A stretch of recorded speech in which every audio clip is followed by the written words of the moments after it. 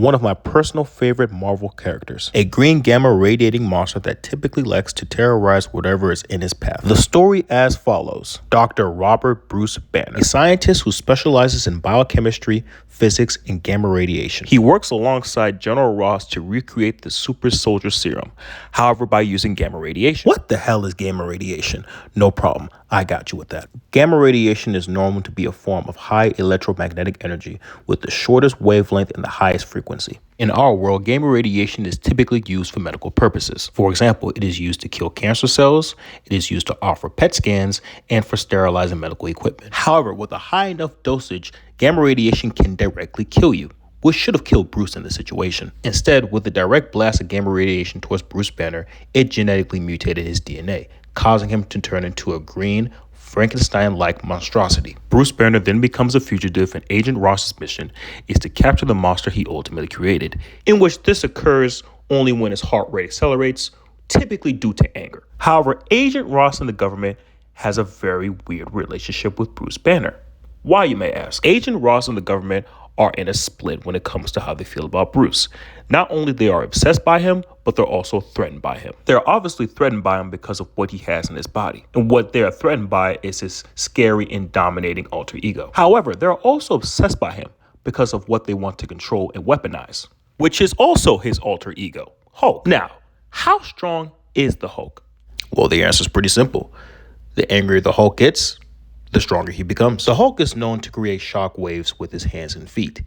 He can also break and run through anything he desires. I'm quoting what Blonsky said in The Incredible Hulk.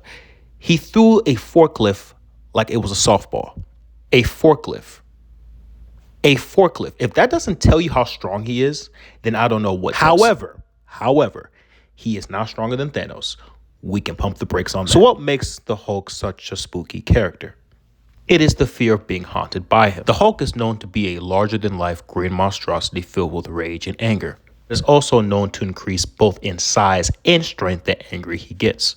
One thing to point out that I found to be very fascinating is that the Hulk is also very similar to Frankenstein. Shout out to the late, great Stan Lee, as he was influenced by Frankenstein when creating the Hulk. As both characters share very, very strong similarities to one another. As both characters are both immensely feared by their presence and appearance.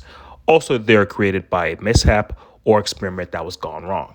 What also makes this character very, very scary is Bruce Wayne. You see, Bruce is in constant fear of his life. Once Bruce Banner was exposed to gamma radiation, his life would never be the same. He is constantly on the move, running away from Agent Ross and the government from capturing him and using him as a weapon, while simultaneously watching over his heart rate and preventing himself from getting angry unless he wants to turn into the green monstrosity.